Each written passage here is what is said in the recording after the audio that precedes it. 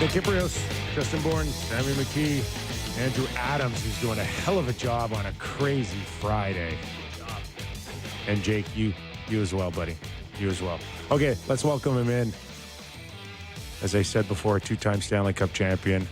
And I'm just so grateful to JD Bunkus for allowing us to have you on our show. So let's just start there. You work with him fairly regularly. How do you do it? Honestly, I was waiting for this question, and he still doesn't know I'm coming on this show yet. So once he sees this, I'm going to get a very angry text message, but nothing new with a petty guy like JD. Well, tremendous insight on the Toronto Maple Leafs, and now you get to share it on our show, so we're thankful for that.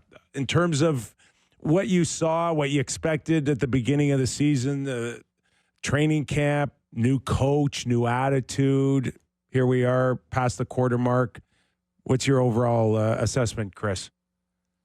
Yeah, it was interesting because when you look at last year's team and what I saw, I thought at the start of the year was pretty similar about just stacking two lines.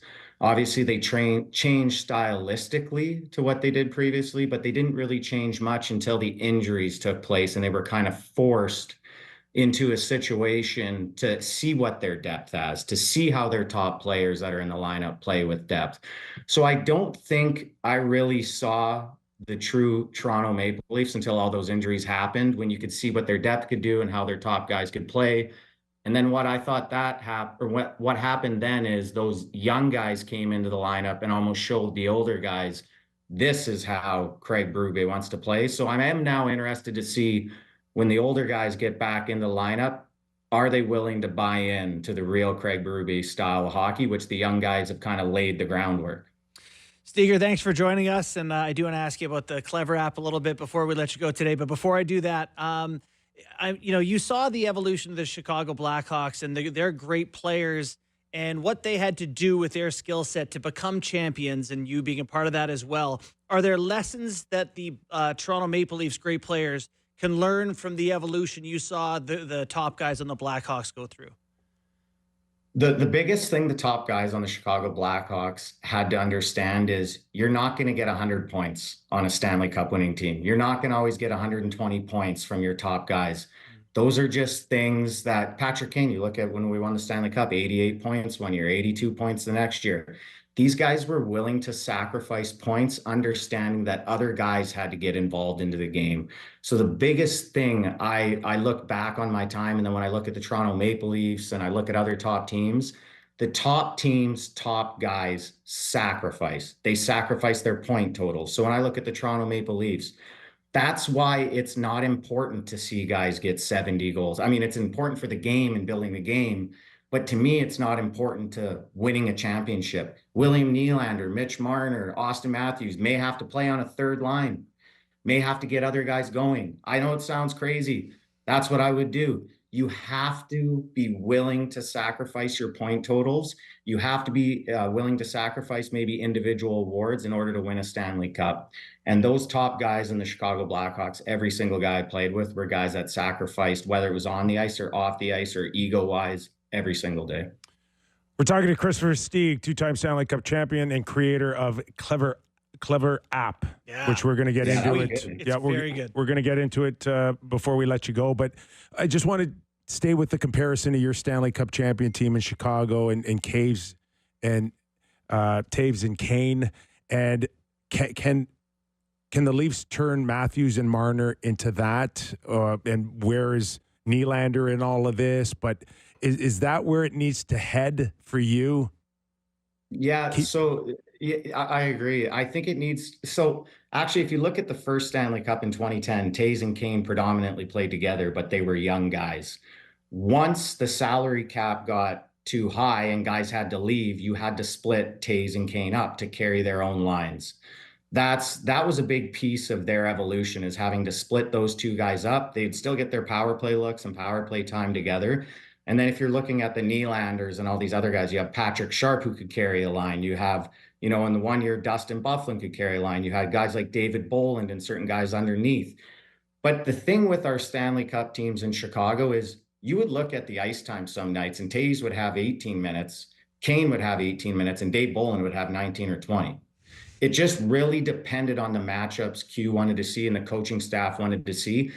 And those guys were bought in and understood that some nights you weren't a guy going. You weren't maybe on the power play, or maybe he wasn't going to start you on the power play, or he wasn't going to line match you at certain moments. So when I look at the evolution of the Leafs, the biggest, and I feel the last piece, especially in a terrible Atlantic division, I hate to say it, there's not many good teams. Florida, I think, is ripe to be picking.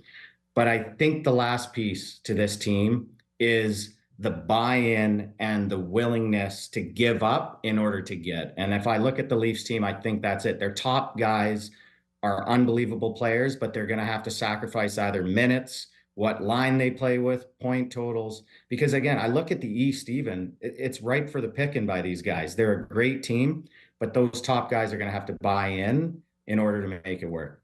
Do you think you have to play a certain way to have success in the playoffs? Like, everyone always talks about defense wins championships. Does it have to be that way, or are there different ways to go about it? I'm sure you saw different style teams have success along the way, but they usually had good defending in common.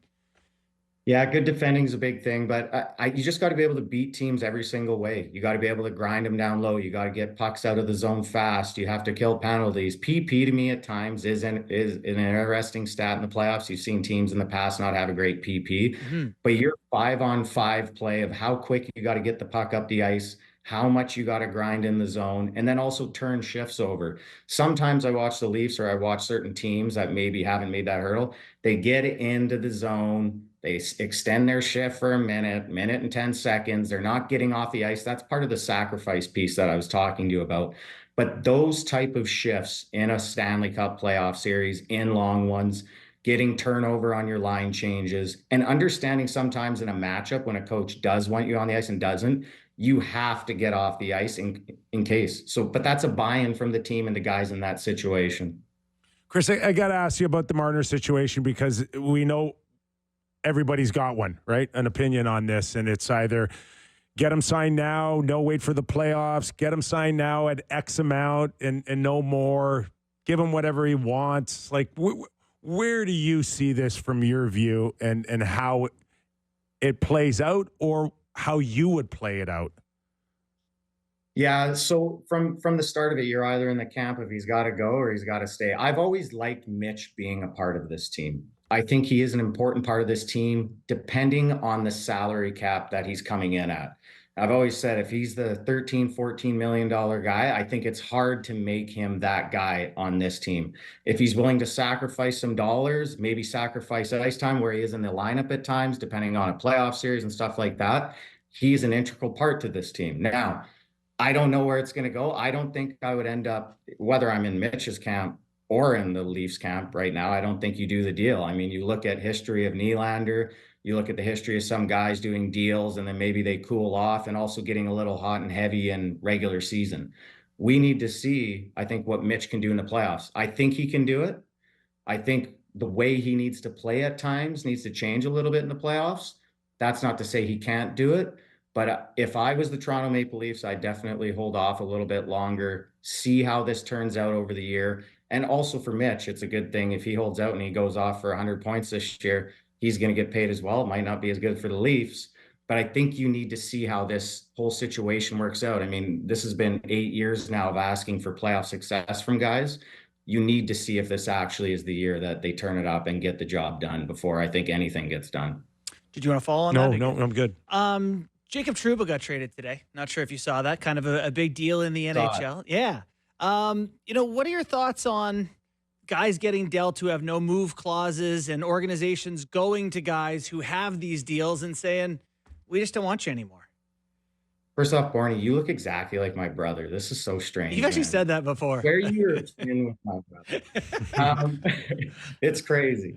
So I just think the Rangers are a disaster, straight up. Yeah. Like you send out, you basically leak it that you're going to get rid of Kreider, and then you're going to get rid of Trouba, and then all of a sudden it's like, let's see if it gives them a shot in the arm. But now they got to back it up. They had to back it up because it obviously didn't give the team a shot in the arm. So Drury can't look weak in this situation. That's how I kind of see it. So he's like, well, I got to get rid of one or the other. Why would I get rid of Kreider? He's one of my most valuable forwards that does everything and comes to play in the playoffs. So I just think overall the Rangers are a disaster right now. And I think how they go about their business, I think structurally they're a disaster. But when it comes to a player specifically, and I mean, I've had a no move. So when I was moved to the Hawks, and they were obviously on my no move list. And I'm a pigeon compared to these guys, so my no move list wasn't as big. But when you're looking at guys, I would assume going into a situation of like Jake Trouba, how much he's given to the organization, the captain, and they're asking you to now go to it's Anaheim, correct? I just saw it. Yeah. Yes. Yeah, you're asking him to go to Anaheim.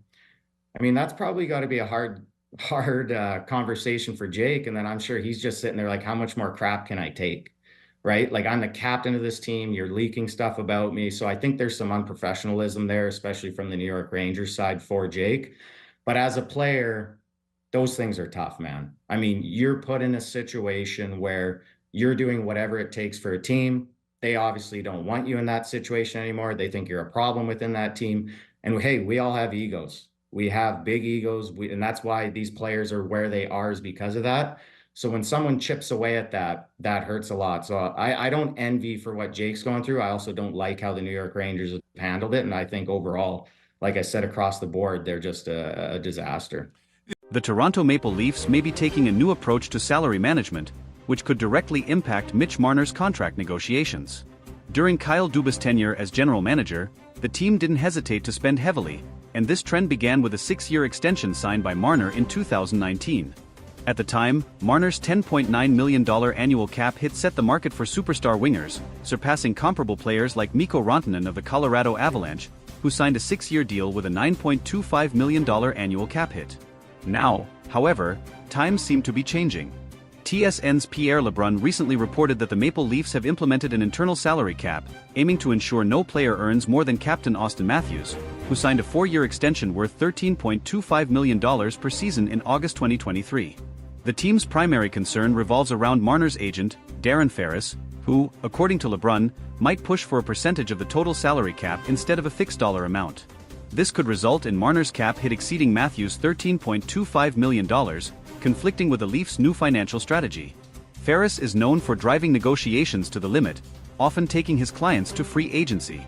This raises fears that discussions between Marner and the Leafs could drag on until July 1st, giving Marner and his camp all the leverage in negotiations. Another complicating factor is the rising market. Lebrun noted that Mikko Rantanen believes he could secure $14 million per season as a free agent. This sparks the question, could Marner demand even more? And would Ferris take that gamble, knowing the Leafs might opt to move on and sign another player? Marner has made it clear on multiple occasions that Toronto is where he wants to be. As a local player with deep ties to the city, he's expressed his desire to spend his entire career wearing the blue and white of the Leafs. However, staying with the team may require him to accept less than market value, especially if the front office remains committed to its new salary structure. Such a sacrifice could be vital for the team's collective success and to avoid financial issues that have plagued the recent past. While negotiations are still in the early stages, it's evident that Marner's future with the Leafs is at stake. Maple Leafs fans may need to prepare for the possibility of significant changes, but they can also trust in the player's commitment to the city and the franchise to find a compromise. The Maple Leafs' decision to implement an internal salary cap reflects a broader shift in their team-building philosophy.